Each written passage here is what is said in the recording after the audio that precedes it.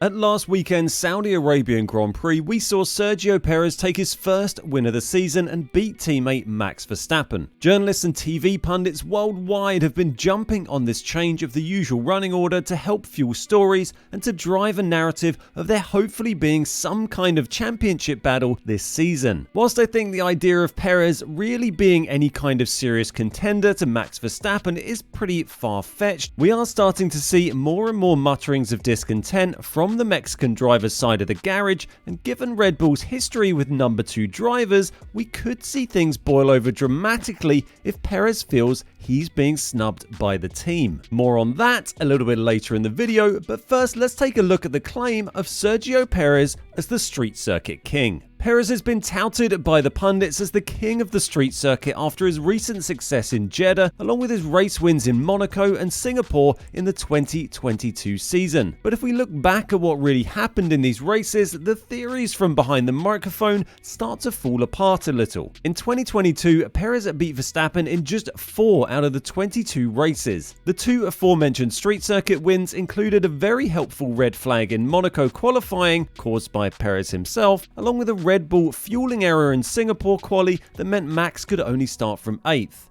The other 2 successes that Perez had over Verstappen in 2022 at Australia and Silverstone both also featured either a Max DNF or damage to his car. So to put it bluntly, Perez wasn't able to beat Verstappen in a single race last season without some pretty good luck falling his way. Now, that's not to demean Perez's efforts, he's put in some great drives, but there just isn't any data to support the idea that he might be in any way able to challenge Verstappen over the course of a season, or even especially on a street circuit with everything else being equal. Perez is a decent driver, but drivers like Verstappen, Hamilton and Alonso are just on another planet. Looking back at how the pair of Red Bull drivers have fared in previous seasons also makes the gulf in driver quality between the two look pretty obvious. In 2022, Max finished 149 points ahead of Perez, and in 2021, this gap was 205 points. To put that in perspective, Max could have DNF'd 8 races, with Perez winning every single one, and Max still would have finished ahead, although probably wouldn't have been very happy about it. Going back even further, Verstappen always finished well ahead of previous teammate Alex Albon, and you have to go all the way back to 2016 and 2017 before we see teammate Danny Ricciardo actually getting the best of a barely old enough to drive Max Verstappen. These huge gaps that Max has had over Perez are fairly similar to the kind of gaps we saw between Hamilton and Bottas during the dominant Mercedes years, and there was never a realistic chance of a championship battle between teammates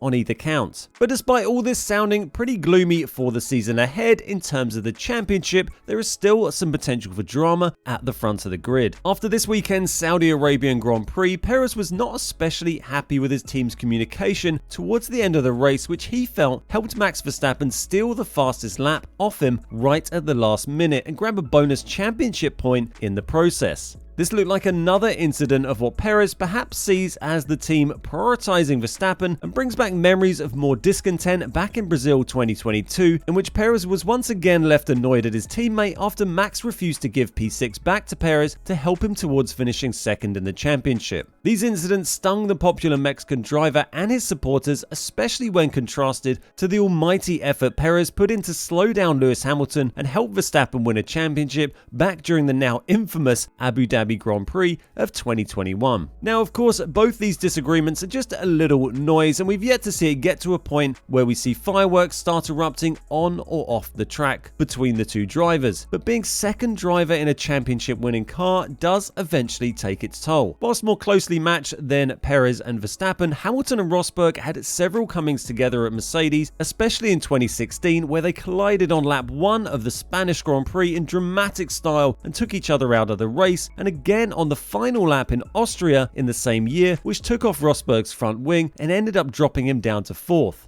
Even in Red Bull's own history, there were previous incidents. Sebastian Vettel and Mark Webber collided whilst almost half a minute ahead of the rest of the pack at the 2010 Turkish Grand Prix, and again in 2013 there was the notorious Multi-21 incident between the pair, which saw Vettel ignoring team orders and overtaking his teammate when they had been told to turn their engine modes down and hold position. Clearly, playing second fiddle to a championship contender is something that can wear a driver down, and Red Bull seem pretty happy for Perez to just keep delivering delivering mediocre results compared to his teammate and keeping out of Max's way. Only time will tell if Perez and Max or Perez and Red Bull end up falling further apart, but it certainly looks like we have now taken the first few steps towards a rift appearing, and if we do see things escalate, it can only be a positive thing for the fans in what looks to be a pretty wrapped up championship after just 2 races. Thanks very much for listening today. I hope you enjoyed the video. Please leave your thoughts in the comments down below. I'd love to hear your opinions, whether you agree or disagree with the thoughts in the video today. Don't forget to drop a like and sub if you did enjoy it,